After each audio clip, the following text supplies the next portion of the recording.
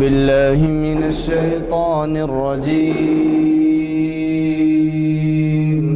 بسم الله الرحمن الرحيم. القارعة ما القارعة وما أدراك ما القارعة يوم يكون الناس كالفراش المبثوث وتكون الجبال كالعهن المنفوش فأما من ثقلت موازينه فهو في عيشة راضية وأما من خفت موازينه فأمه هاوية وما أدراك ما هي نار حامية. صدق الله العظيم.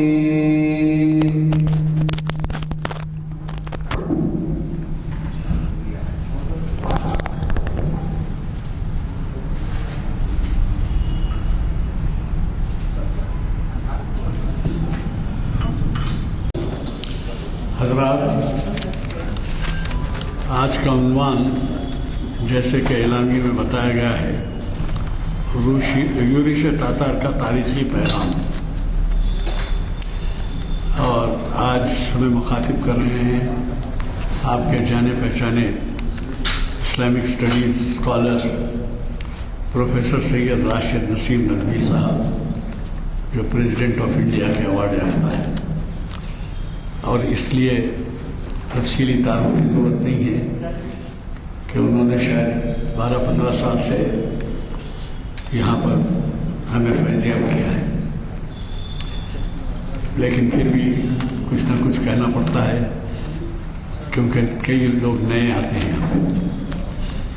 ایک اور بات آج کے مخرج صاحب کی خاص یہ ہے کہ چریان پیلیس کے نام سے ایک مسجد ہے، چریان پیلیس کی، وہاں پر آپ کا ہر اتوار کو خطاب ہوتا ہے 7:15 بجے۔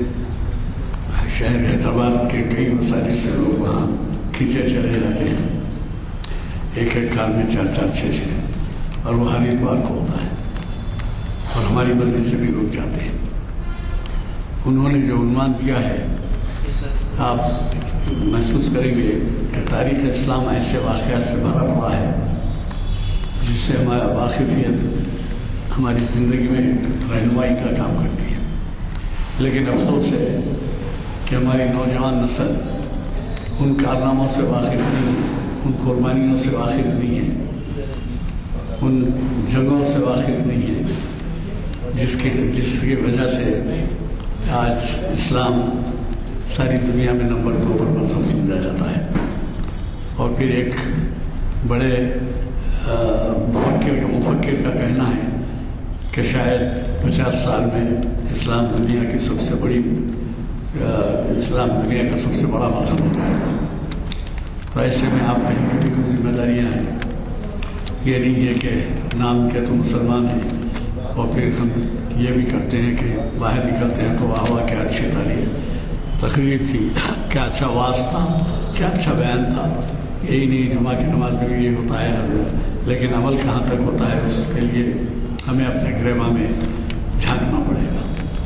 یہ بات آپ کو تو پتہ ہے کہ علامہ اقبال کا ایک شعر ہے، عمل سے زندگی بنتی ہے جنت بھی جہنم بھی، عمل سے زندگی بنتی ہے جنت بھی جہنم بھی، یہ خاکی اپنی فطرت میں نہ نوری ہے نہ ناری ہے۔ نار آگ کو کہتے ہیں، تو یہ نہ نور ہے نہ نار ہے، لیکن یہ جو ہے خاکی اپنی فطرت میں نہ نوری ہے، کیا چیز اہم ہے تو عمل ہے۔ اب ہر ایک اپنا جائزہ اگر لے لے، صرف کچھ نہیں، رات کو سوتے وقت ہی اندازہ لگا لیں کہ ہم نے آج کتنے احکام شریعت کی پابندی کی ہے اور کیا ہم سے خلاف ورزی ہوئی ہے۔ اگر اتنا بھی جائزہ لے کے سوئیں تو شاید دوسرے دن اس کی اصلاح ہوگی۔ میں آج کے مخرج صاحب کے خطاب میں مداخلت نہیں کرنا چاہتا، لیکن یہ اتنا ضرور کہوں گا کہ وہ جو کچھ بھی عنوان تجویز کرتے ہیں بڑے سبق آموز ہوتے ہیں، اور پھر یہ نہیں کہ وہ ایکسٹمپور یعنی فلبتی کہتے ہیں، ایسی بات نہیں ہے، بلکہ بڑی تیاری سے آتے ہیں.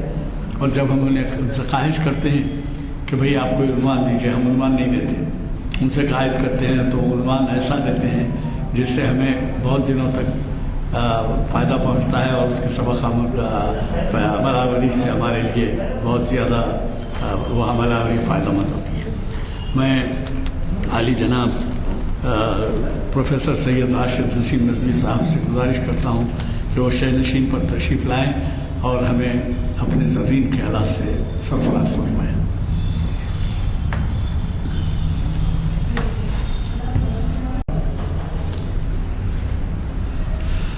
الحمد لله رب العالمين والصلاة والسلام على سيد المرسلين وعلى آله وأصحابه أجمعين، أما بعد. فقد قال الله تبارك وتعالى في القرآن المجيد والفرقان الحميد: أعوذ بالله من الشيطان الرجيم. إن يمسسكم قرح فقد مس القوم قرح مثله وتلك الأيام نداولها بين الناس وليعلم الذين آمنوا يتخذ منكم شهداء والله لا يحب الظالمين. صدق الله العظيم.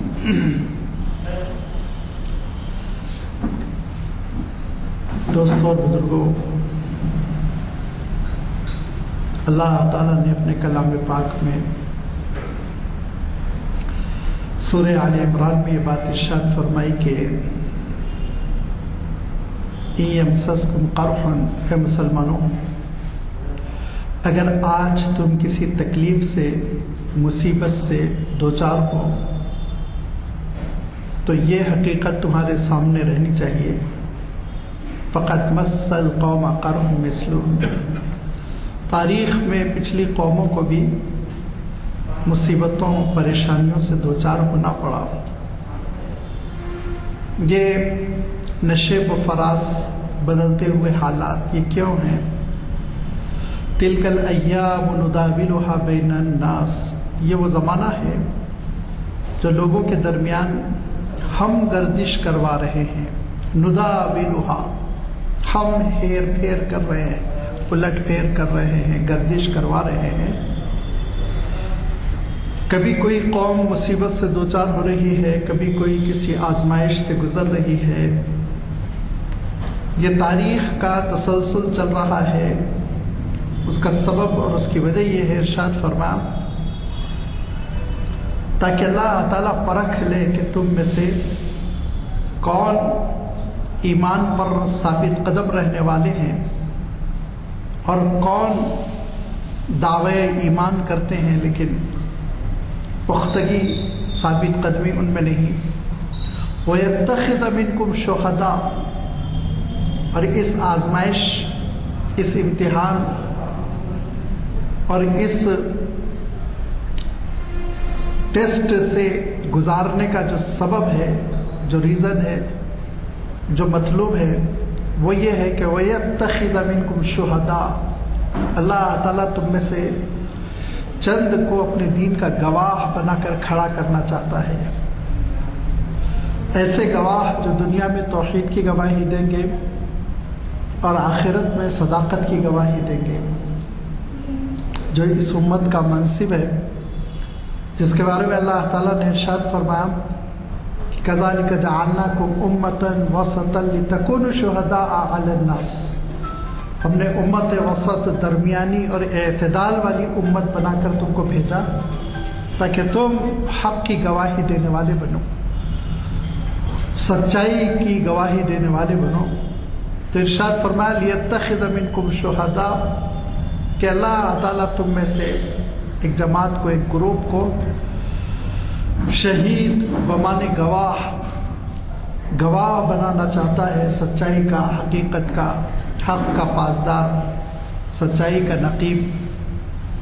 اور یہ حقیقت سن لو، واللہ لا يحب الظالمین، ظالموں کو اللہ تعالیٰ ہرگز پسند نہیں کرتا، ان کو کیفر کردار تک پہنچاتا ہے. ظلم کرنے والے وہ ہمیشہ پچھتاتے ہیں، ظلم کرنے والے کیسے پچھتاتے ہیں، پچھلی قومیں کیسے آزمائشوں سے گزری، آزمائشوں سے گزرنے کے بعد اللہ تعالیٰ کی مدد کیسے نازل ہوئی، حالات کیسے بدلے. یہ ساری چیزیں تاتار قوم کی تاریخی مثال سے ہمارے سامنے آ جاتی ہے، جن کو علامہ اقبال نے اس حقیقت کو بہت ہی مشہور شعر میں بڑے آسان پیرائے میں بیان کیا. ہے آیا یوریش تاتار کے افسانے سے، پاسباں مل گئے کعبے کو صنم خانے سے. یہی وہ حقیقت ہے جو مجھے مجبور کر رہی تھی کہ میں تاتاریوں کی تاریخ پر کچھ باتیں آپ کی خدمت پہ رکھوں. اس لیے نہیں کہ وہ ایک پارینہ افسانہ ہے اس کو سنا جائے، بلکہ اس لیے کہ اس واقعے میں ہمارے لیے سبق آموز پہلو ہے. بہت سی حقیقتوں کو ہم سمجھ سکتے، بڑا پیغام ہے. 10ویں صدی عیسوی میں تاتاریوں سے کوئی واقف نہیں تھا. وسط ایشیا میں، منگولیا میں بسنے والی یہ قوم، بالکل ان کا عالم ایسا ہی تھا جیسے اللہ کے رسول صلی اللہ علیہ وسلم کی بعثت سے پہلے عربوں کا عالم تھا، کہ کوئی ان کی جانب توجہ ہی نہیں کرتا، کوئی اہمیت ہی نہیں دیتا. اللہ کے رسول صلی اللہ علیہ وسلم کی بعثت ہوئی تو ہلچل ہو گئی. عرب دنیا پوری دنیا میں اور قبیلہ قریش پوری انسانیت کی نگاہوں میں ایک آئیڈیل بن کر نمایاں ہوا. یہی کیفیت تھی تاتاریوں کی، ان کی کوئی اہمیت نہیں تھی. تتر، تازر اور اس طرح کے ملتے جلتے الفاظ کا جو مفہوم بتایا گیا وہ ہے جنگجو، جیالے، لڑاکو، بہادر، شجاع. یہ مفہوم اس لفظ کا بتایا گیا. ایک قبیلہ تھا جو جنگجو تھا، بہادر تھا، لڑتا بھیڑتا تھا، وسط ایشیا میں اپنی زندگی بسر کرتا تھا. ان کی کوئی بڑی اہمیت نہیں تھی، پولیٹیکلی اپنی یہ شناخت نہیں رکھتے تھے. عربوں کے عروج کا زمانہ تھا. عباسی خلافت بغداد سے پوری دنیا کو کنٹرول کر رہی تھی. اسی اثنا اس قبیلے میں آپ جانتے ہیں کہ چنگیز خاں پیدا ہوا، اور چنگیز خاں اپنے علاقوں سے آگے بڑھنا شروع کیا. اس نے فتوحات کا سلسلہ شروع کیا اور اطراف و اکناف کے علاقوں کو اس نے کنٹرول میں کیا. اور پھر اس کی ان فتوحات کو اس کا پوتا ہلاکو خان نے بام عروج تک پہنچا دیا. اس نے بغداد پر حملہ کیا، اس نے دمشق پر حملہ کیا، اس نے مصر پر حملہ کیا. سارے یہ ممالک اس نے کنٹرول میں کر لیے. اور آپ حیرت کریں گے یہ ساری فتوحات اور یہ دنیا کا پورا نقشہ جو بدلا صرف 50 سال کی مدت میں. ہلاکو خان نے، چنگیز خان نے شروع کیا اور ہلاکو خان نے اس کو کمال تک پہنچا دیا، عروج تک پہنچا دیا. سن 1208 سے ہلاکو خان نے سلسلہ شروع کیا اور سن 1258 پر 1258 پر ہلاکو خان نے بغداد کی اینٹ سے اینٹ بجا دی تھی. آپ حیرت کریں گے کہ ایک ہی ملک کا تذکرہ میں کر رہا ہوں، مختلف ممالک کا نہیں، جس کو ہم ملک شام کہتے ہیں. تاریخ کی ایک اصطلاح ہے ملک شام. جب ملک شام کہتے ہیں تو اس میں سیریا بھی آتا ہے، جارڈن بھی آتا ہے، فلسطین بھی آتا ہے، اور اس میں لبنان بھی آتا ہے. یہ سارے ممالک جو تھے اس کو پچھلی اصطلاح میں ملک شام کہتے تھے. یہ تو انگریزوں کا کارنامہ ہے کہ یہ ٹکڑے ٹکڑے کر کر واپس ہوئے. جیسے یہاں بر صغیر میں کیا انہوں نے، ہندوستان اس کو پاکستان میں، نیپال میں، بنگلہ دیش میں اور انڈیا میں تقسیم کر دیا. بالکل ایسے ہی انہوں نے وہاں ملک شام میں کیا. تو ملک شام پر جب ہلاکو خاں کا حملہ ہوا تو آپ حیرت کریں گے. اور 1000 سال پرانی آبادی کو ذہن میں رکھیے. یہ جدید آبادی موجودہ دور میں جو میٹروپولیٹن سٹیز بھرے ہوئے لوگوں سے، کروڑ سوا کروڑ، کروڑ سوا کروڑ کے شہر، ایسا تھوڑی تھا. چھوٹی موٹی آبادیاں ہوا کرتی تھی. اس کے باوجود صرف ملک کے شام میں 2 ملین لوگوں کو قتل کیا گیا تھا. 2 ملین. 2 ملین کے معنی ہوتے 20 لاکھ. 20 لاکھ لوگوں کو ہلاک و خانے قتل کیا تھا. فتوحات جس ملک کے سرحد پر وہ پہنچتا تو پھر وہاں فتح ہی کر کر چھوڑتا. بڑے جنگجو لوگ تھے. اور عربی میں ان کے بارے میں کہتے تھے کہ اذا قیل ان ہزمت تتر فلا تصدقوها، اگر تم سے کسی نے کہہ دیا کہ تاتاریوں کو شکست ہو گئی تو سچ مت سمجھو، جھوٹ ہے وہ، نہیں ہو سکتا، یہ نہیں ہو سکتا. یہ محاورہ بن گیا تھا عرب دنیا میں، یہ محاورہ بن گیا تھا. اور عین جالوت ان کا وہ مقام تھا جہاں آخری معرکہ برپا ہوا تھا. اور پھر اس کے بعد سے فتوحات اتنی بڑھ چکی تھی کہ سارا عرب ورلڈ آپ چاہے تو کہہ سکتے ہیں، عراق مکمل، ملک شام جس کا میں ابھی تعارف کرا چکا ہوں وہ مکمل، اور مصر اس پر انہوں نے قابو پا لیا تھا کہ اچانک اللہ تعالیٰ نے حالات کو تبدیل کرنا شروع کیا کہ ہلاکو خاں کا ایک بیٹے سے پوتا، چنگیز خاں کا ایک بیٹے سے پوتا ہلاکو خاں تھا، اور چنگیز خاں کا ایک دوسرا بیٹا تھا جوجی خاں، اس کا ایک بیٹا تھا بیرا خاں، جس کو ایک علاقے کا حکمران بنا دیا گیا تھا اور گورنر بنا دیا گیا تھا، اور یہ فتوحات کرتا ہوا آگے بڑھ گیا تھا. یہی بیرہ خاں ہیں جن کو بعد میں برکت خاں کے نام سے لکھا جانے لگا، اور انہوں نے اسلام قبول کیا تھا ایک بزرگ کے ہاتھوں جن کا نام نجم الدین الزاہدی آتا ہے، اور ان کا ایک رسالہ بھی ہے اسلام سے متعلق، رسالت الزاہدی ہی کے نام سے وہ مشہور ہے. نجم الدین زاہدی کے ہاتھوں انہوں نے اسلام قبول کیا، اور اس کی داستان بھی عجیب و غریب ہے کہ جب یہ شہزادہ تھا اور نوجوان تھا اور وہ خطہ وہ علاقہ فتح کر لیا گیا اور اس کو وہاں کا گورنر بنا کر چھوڑ کر تاتاریوں کی فوج آگے بڑھ گئی، تو یہ موصوف شکار کے بڑے دلدادہ تھے، اور یہ شکار کرنے کے لیے نکلے. شکار کرنے کے لیے اب تو شکار پر پابندی عائد ہو گئی ہے، لیکن آپ پرانے ہمارے ساتھیوں سے پوچھ لیجئے، صبح سویرے نکلنا پڑتا ہے، رات میں 3 بجے 4 بجے نکلتے ہیں تو کچھ جانور ہاتھ لگتے ہیں. تو سویرے سویرے وہ نکلا شکار کرنے کے لیے، تو دیکھا کہ ایک گاؤں سے گزرتے ہوئے دیکھا ایک چھوٹی سی مسجد رہی ہوگی، اس میں ایک ضعیف سے صاحب کھڑے ہو کر اذان دے رہے ہیں. تو پوچھا یہ کیا ہے؟ تو کہا یہ مسلمان ہیں، اذان دے رہے ہیں، بھی نماز پڑھیں گے. تو اس کو بڑی نفرت ہوئی، اس کو غصہ آیا، طیش میں آیا کہ میرا پورا دن نحوست کے نظر ہو جائے گا. یہ منحوس دیکھ لیا میں نے صبح صبح، لاؤ اس کو پکڑ کر. ان کو پکڑ کر لایا گیا. کہا کیا چیخ رہا تھا، کیا چلا رہا تھا؟ تو ان بزرگ نے کہا کہ بھائی میں اذان دے رہا تھا، نماز کے لیے لوگوں کو جمع کر رہا تھا، کیونکہ ہمارے دین میں، اسلام میں جو ان کا مذہب تھا چنگیز خان کا، تاتاریوں کا، ہلاکو خاں کا، بہت عجیب و غریب مذہب تھا.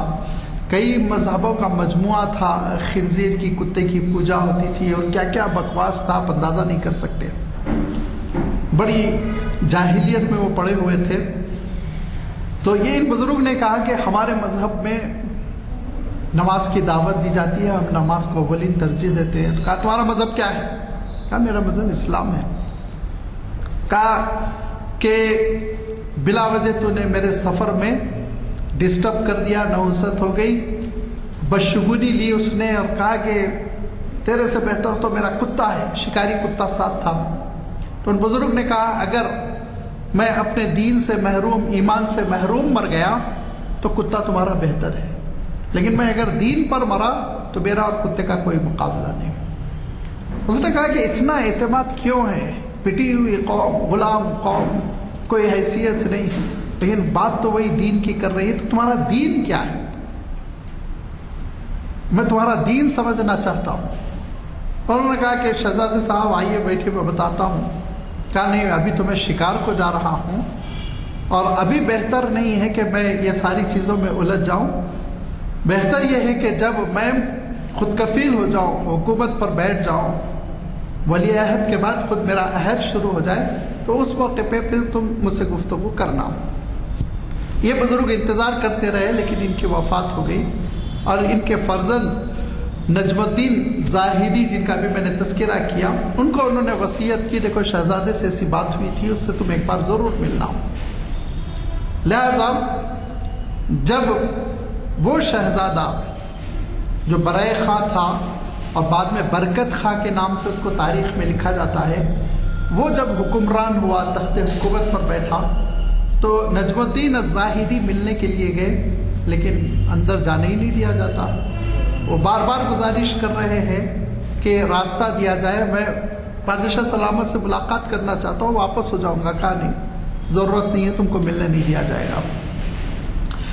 کسی نماز کا وقت آ گیا، ظہر عصر پتہ نہیں کوئی نماز کا وقت آ گیا، اور انہوں نے محل کے دروازے ہی پہ کھڑے ہو کے اذان دے دی. جیسے ہی اذان کی آواز بادشاہ کے کان میں پڑی، یعنی برکت خان کے کان میں پڑی، تو وہ چونکا. چونکنے کے بعد کہا یہی وہ آواز تھی جو 15-20 سال پہلے میں سنا تھا، اور ان سے ہی میری بات ہوئی تھی کہ ان کا کچھ دین ہے، اس کو سمجھنا چاہیے، ان کو بلاؤ اندر. لہذا بلایا. بلانے کے بعد کہا کہ اسلام کے بارے میں آپ مجھے بتائیے، جو آپ کے والد سے بھی بات ہوئی تھی، آپ سے بھی میں پوچھنا چاہتا ہوں. تو اسلام کا وہ خلاصہ انہوں نے پیش کیا جو رسالہ زاہدی میں ہے کہ عقیدہ، توحید، رسالت، آخرت، اہم بنیادی باتیں.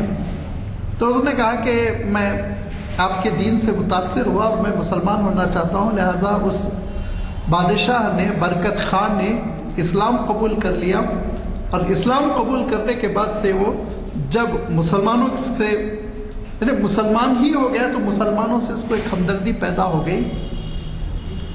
ساری تاتاری مملکت میں، تاتاری فوجیوں میں اس نے ڈیفنس کیا کہ آپ مسلمانوں پر حملہ نہ کریں، مسلمانوں کو کاٹے مارے گاجر مولی کی طرح چھوڑیے، انسان ہوتے ہیں، نرمی اختیار کیجیے. لہذا وہ یہ دعوت پیش کرتا چلا گیا، اور اس کی اس دعوت سے اب تاتاریوں کے اندر نرمی پیدا ہونی شروع ہو گئی. اسلام کے سلسلے میں جب نرمی پیدا ہونی شروع ہو گئی تو ان کا پھر اختلاط ہوا، میل جول بڑا، مسلمانوں سے ملاقاتیں ہونے لگی، اٹھک بیٹھک، نشست برخاست، اور دھیرے دھیرے پھر تاتاریوں میں اسلام پھیلتا چلا گیا. اور آپ حیرت کریں گے کہ ہلاکو خان کا پوتا وہ ایسا عملی اور زبردست اسلام کا نمائندہ بنا جس کو تیمور لنک کے نام سے جانا جاتا ہے. اور پھر ان کے فتوحات کا، چونکہ ان کے خون میں فتوحات تھی، آگے بڑھنا، فتوحات کا سلسلہ چلتا رہا. بر صغیر تک تیمور آئے، اور پھر وہی چل کے آگے مغل حکومت کے داغ بیل ڈالنے والے ثابت ہوئے، مؤسس ثابت ہوئے. اور دھیرے دھیرے پھر آپ حیرت کریں گے کہ تاتاری ایسے مسلمان ہوتے چلے گئے، پریکٹیکل، عملی، اسلام کے داعی، اسلام سے وابستہ. اور ترکیوں میں، ازبکستان میں، تاجکستان میں اور روس کی بہت ساری ریاستوں میں پھیلتے چلے گئے. اگرچہ کہ یہ اپنی آئیڈینٹی برقرار نہیں رکھ سکے، لیکن اس کے باوجود اسلام سے لگاؤ اور اسلام سے تعلق ان کے اندر ایسے سرایت کر گیا کہ یہ محسوس ہی نہیں ہوتا ہے کہ انہی کے جد امجد تھے چنگیز خان، جنہوں نے عالم اسلام پر ایسا حملہ کیا تھا کہ ایک ملک میں 2 ملین لوگ مارے گئے تھے، شہید ہوتے چلے گئے تھے. 2 ملین، 20 لاکھ لوگ. حالات بدلتے چلے گئے، اور پھر ان کی یہ یورش، یہ ان کا حملہ آور ہونا، یہ حملے ختم ہوتے چلے گئے، اور اسلام کے حق میں یہ معاون بنتے چلے گئے. اور اسی تاریخی حقیقت کو علامہ اقبال نے اپنے اس شعر میں پرو دیا جس کا بھی میں نے تذکرہ کیا ہے، عیام یورش تاتار کے افسانے سے پاسباں مل گئے کعبے کو صنم خانے سے. لہذا یہ تاریخ ہم کو سبق سکھاتی ہے، تلک الایام نداولها بین الناس. یہ زمانے کی گردش ہے، جاری رہتی ہے، اور یہ اس لیے ہے، حالات برے آتے ہیں، مصیبتیں آتی ہیں، آزمائشیں آتی ہیں، امتحانوں سے گزارا جاتا ہے، کیونکہ اللہ تعالیٰ صاف ارشاد فرماتا ہے وَلِيَعْلَمَ الَّذِينَ آمَنُوا، تمہارے ایمان کو آزمانا ہے نا. اگر جنت میں داخل ہونا ہے اور بغیر ٹیسٹ کے، کوئی انٹرنس ٹیسٹ نہیں، آپ جنت میں داخل ہو جائیں تو دوسرے شکایت نہیں کریں گے پھر ہم کو جہنم میں کیوں بھیجا گیا؟ سوچیے آپ، لاجک ہے نا. جو جہنم پہنچ جائیں گے وہ شکایت کریں گے نا، اے اللہ ہم میں ان میں کیا فرق ہے؟ وہ تو سکون کی زندگی ہمارے پڑوس میں ویسے ہی بسر کر رہے تھے جیسے ہم نے ان کے پڑوس میں زندگی بسر کی. تو اللہ تعالیٰ کا یہ نظام ہے کہ ابدی زندگی عطا کرنے کے لیے اللہ تعالیٰ کا یہ نظام ہے کہ سرمدی اور لازوال زندگی جنت کی عطا کرنے کے لیے امتحانوں سے گزارتا ہے. آزمائشیں آتی ہیں، رسولوں پر آئی، نبیوں پر آئی، اہل اللہ پر آئی، صالحین پر آئی، صحابہ پر آئی، کاٹ کاٹ کے ان کو رکھ دیا گیا. حضور اکرم صلی اللہ علیہ وسلم کا زمانہ ہے اور رال اور زکوان نامی دو قبیلے کے لوگ آتے ہیں اور حضور اکرم صلی اللہ علیہ وسلم سے کہتے ہیں ہمارے قبیلے پورے کے پورے مسلمان ہونا چاہ رہے ہیں، لہذا آپ ایسے نوجوانوں کو دیجئے جو ہمارے قبیلے کی تربیت کر سکیں، قرآن سکھا سکیں، اسلام سکھا سکیں، دائی بنے، معلم بنے. اللہ کے رسول صلی اللہ علیہ وسلم نے چیدہ صحابہ کو، ذہین اچھے سلیکٹڈ لوگوں کو چن کر ان کے ساتھ کر دیا، یہ لے جاؤ 12-15 لوگوں کو، پورے قبیلے کی تعلیم و تربیت کا مسئلہ ہے. لے کر چلے، صحرا میں پہنچے، ویرانے میں پہنچے اور پہنچنے کے بعد سے ان پر قاتلانہ حملہ کیا، ان کا سامان لوٹا، ان کا ایک ہاتھ ایک پیر کاٹ دیا، آنکھوں میں سلگتی ہوئی سلاخیں وہ گھسا دی، نابینا کر دیا اور جان لیے بغیر تڑپتا ہوا سسکتا ہوا چھوڑ کر چلے گئے. فوراً حضرت جبرائیل امین حضور اکرم صلی اللہ علیہ وسلم کے پاس آئے اور کہا کہ سینکڑوں میل دور آپ کے ساتھیوں کے ساتھ یہ حشر ہوا. حضور اکرم صلی اللہ علیہ وسلم نے اس موقع پر قنوت نازلہ پڑھتے ہوئے رال اور زکوان کے سلسلے میں بد دعا کی، ورنہ حضور اکرم صلی اللہ علیہ وسلم کی سنت بد دعاؤں کی نہیں ہے، معمول نہیں تھا بد دعاؤں کا. لیکن اس موقع پہ حضور اکرم صلی اللہ علیہ وسلم نے صحابہ کو لے کر نماز پڑھتے ہوئے اور نماز سے فارغ ہو کر دوسری رکعت کے رکوع کے بعد آپ نے قنوت نازلہ پڑھتے ہوئے کہا تھا اللہم خذہم اخذ عزیز مقتدر، پروردگار اپنے اقتدار کا کرشمہ دکھا، اور جن لوگوں نے میرے مظلوم نہتے اور کمزور ساتھیوں کو اس ظالمانہ جارحانہ انداز میں شہید کر دیا، پروردگار خذہم اخذ عزیز مقتدر واہلکہم کما اہلکت عاد و ثمود، قوم سمود کو جیسے تو نے پروردگار ہلاک کیا، قوم عاد کو جیسے ہلاک کیا، ان ظالموں کو، رعال اور زکوان قبیلے کے ان ظالموں کو تو ہلاک کر دے. لہذا اللہ کے رسول صلی اللہ علیہ وسلم کا جو درد دل تھا وہ بیان کرنا مشکل. تو یہ بلائیں آئیں گی. یہ تو میں ایک واقعہ ابھی بطور مثال آپ کی خدمت پہ رکھا ہوں کہ یہ مصیبتیں، یہ آزمائشیں آتی رہیں گی، لیکن حاصل کلام کیا ہے؟ قبیلے تباہ ہو گئے، ختم ہو گئے، تاریخ میں ان کے آثار باقی نہیں رہے. آپ نے کبھی سنا ہے قبیلے ایسے دو ترقی کر گئے اور رعال اور زکوان نامی بعد میں انہوں نے کچھ فتوحات کی؟ ہمیشہ کے لیے اللہ تعالیٰ نے ان کو ختم کر دیا، نیست و نابود فرما دیا. میں عرض کر رہا تھا کہ لیتخذ منکم شہداء، اللہ تعالیٰ چاہتا ہے کہ ہم کو دین حق کی شہادت کے لیے وہ کھڑا کرے. لہذا آج جو حالات آ رہے ہیں، جو یلغار ہے مسائل کا، مصیبتوں کا جو ہجوم ہے، وہ دراصل ہم کو پیغام دیتا ہے کہ ہم امت شہادت اور امت دعوت بن کر کھڑے ہو جائیں، کیونکہ ہمارے پاس اللہ تعالیٰ کی دین کی جو امانت ہے اس امانت کو ہم چھپا کر نہیں رکھ سکتے. وہ ایک بہت بڑی نعمت ہے انسانوں کے لیے، بہت بڑی نعمت ہے، اور اس نعمت کو ہم نے اپنے گھروں میں، اپنی تجوریوں میں بند کر دیا ہے. تجوریوں کا مفہوم یہ ہے، مطلب یہ ہے کہ ہم نے اس کو کہیں ایسا بند کر دیا ہے کہ سارے انسانوں تک وہ پہنچ نہیں سک رہی ہے.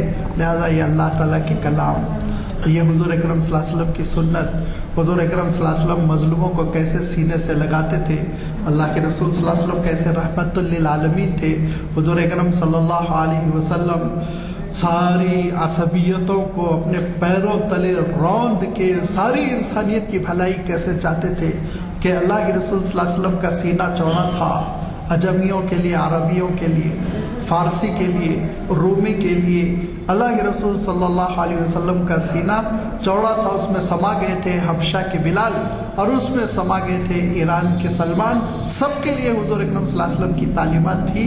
آج یہ تعلیمات کو ہم نے پردہ خفا میں کیوں کر دیا؟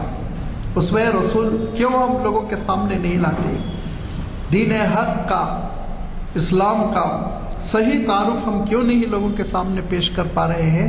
یہ ہماری کوتاہی ہے، اور یہی وہ کوتاہی ہے جو دور کرنے کے لیے اللہ تعالیٰ یہ حالات لا رہا ہے.